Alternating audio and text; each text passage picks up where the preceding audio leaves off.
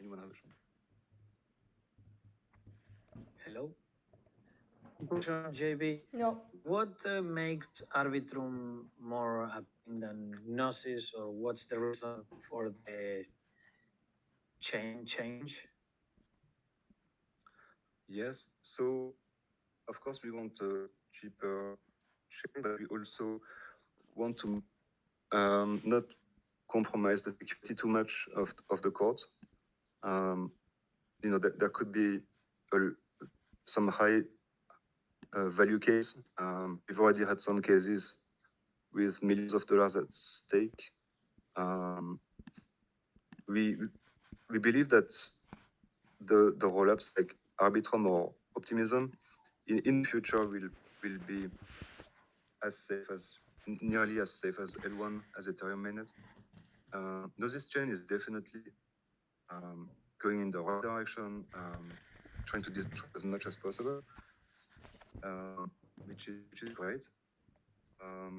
And we are launching first on Gnosis chain, so we really love working with Gnosis chain. But yeah, it's long term. Maybe in the short term, right now probably more decentralized than Arbitrum. But in the long term, the rollup should be the most secure and decentralized. Nice to know. So, as I was following the presentation on the V2 of Plato Court, the goal is that everything will take place in Arbitrum. Yes. All right. Yeah. So at Juro, you would only need to interact with Arbitrum.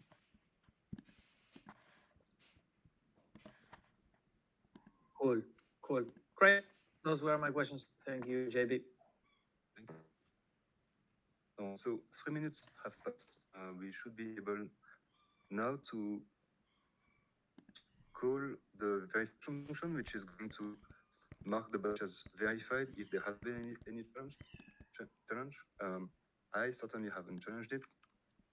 Someone else could have challenged it.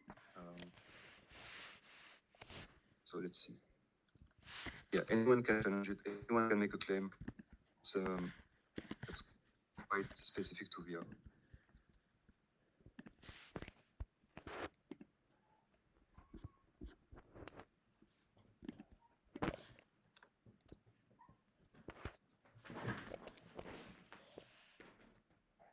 Oh, so the batch verified, there was no challenge. And the next step is now to relay the message. So relaying it, in one batch, what we have verified is a batch of messages. There could be a very large number of messages, and they must be relayed individually because of the most likely the incentive for the relaying of particular messages is different for different users. The gas usage could be very different. So we just let it open to possibly different participants to act as relayers.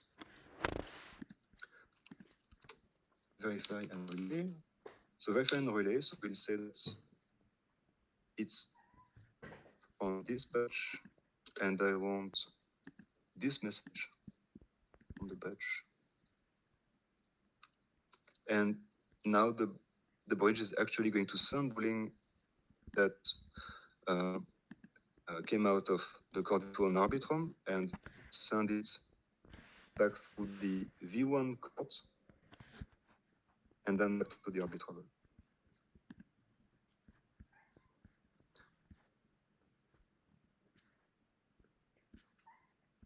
All right, so message has been laid. We'll just take a look at this on chain. Text here.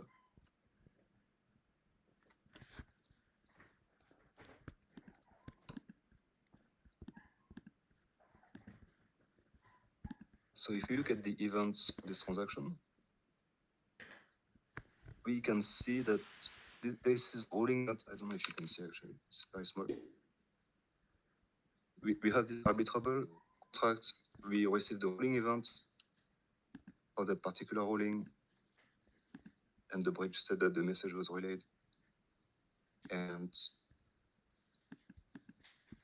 yeah, I'm sorry, we are just looking at the Explorer. We don't have a front end for this. But yes, in the future, if we have migrated Gnosis chain, it should be seamless. So the existing front ends should pick up the rolling from Arbitrum.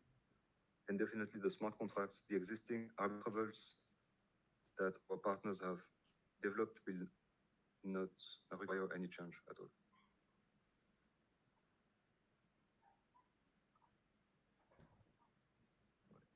So yeah, so that was our case. We were looking at executed.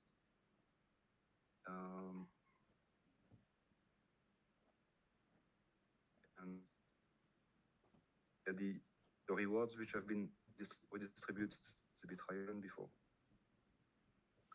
And yeah, I think that's about it. I'll be just going forward. Yeah, the plan now for Klaus V2 is to put parallel one of the court and upgraded a V2 compatible court on this chain. So similar to what we have done today, we want this connected to the court V2 on Arbitrum to mirror existing real disputes taking place on the production Cord V1 on this chain right now. So if there is a tag, the address tag registry, some other curation case that comes up on Gnosis chain right now, we could automatically create the same case on parallel code, which this one talks to the Cord V2.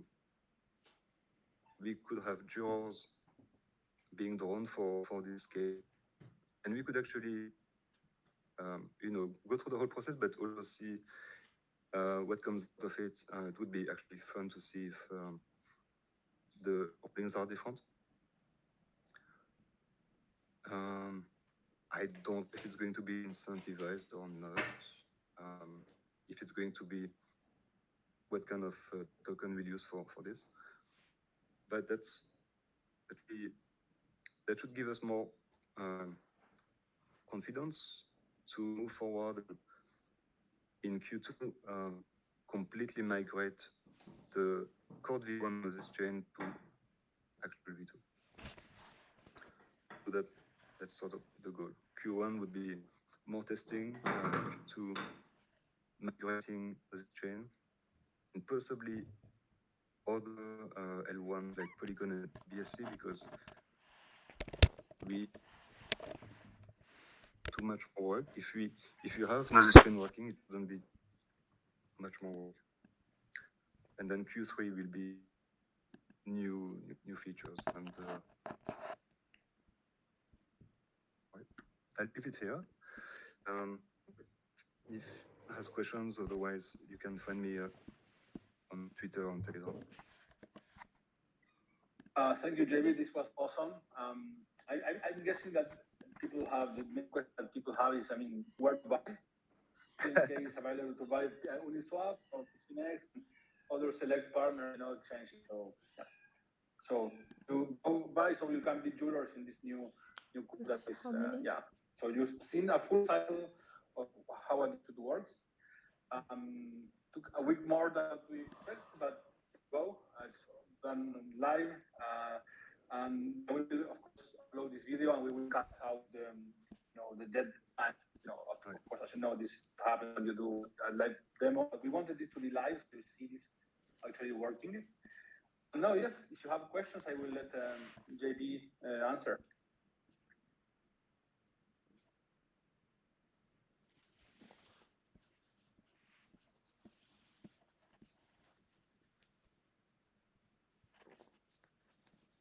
And if there's no questions, maybe we can speak a bit about Nia. Maybe Jim or JB. Yes, so VI is really the solution for us to go cross-chain. So it's optimistic bridge.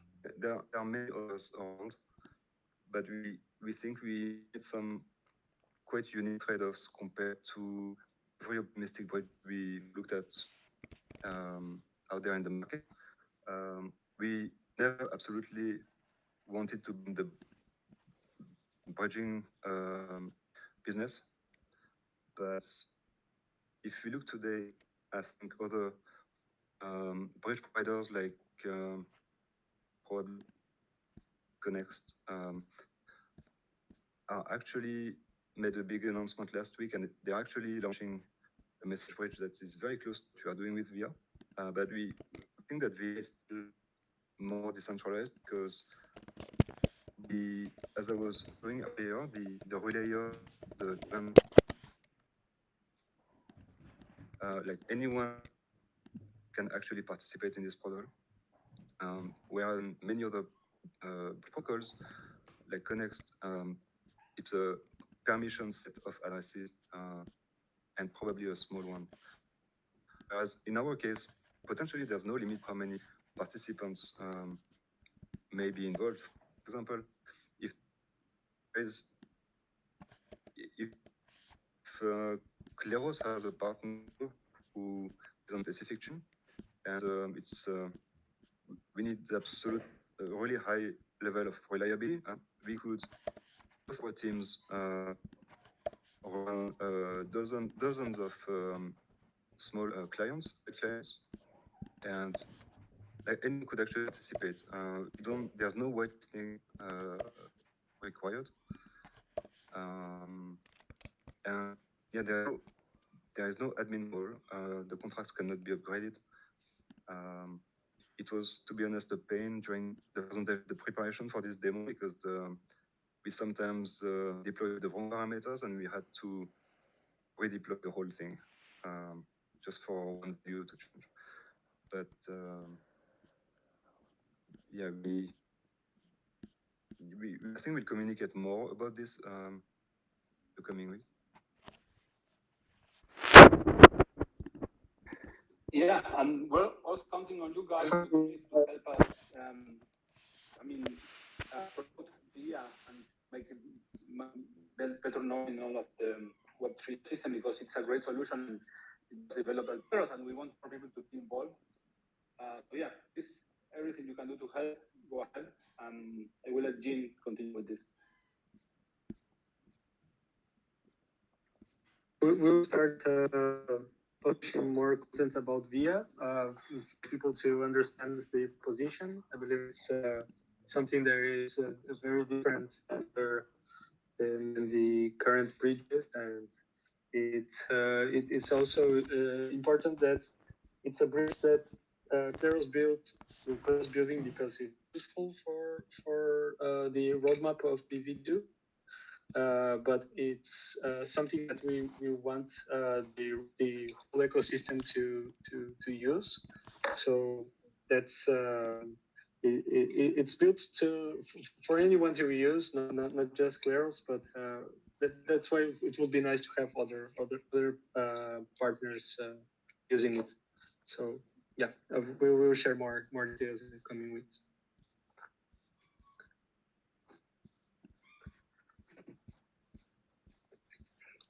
Guys, any Can you questions? imagine the amount of this?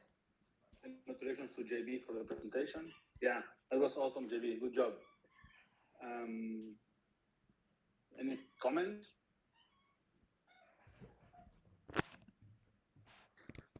So JB, what's different in V2 about the appeal system?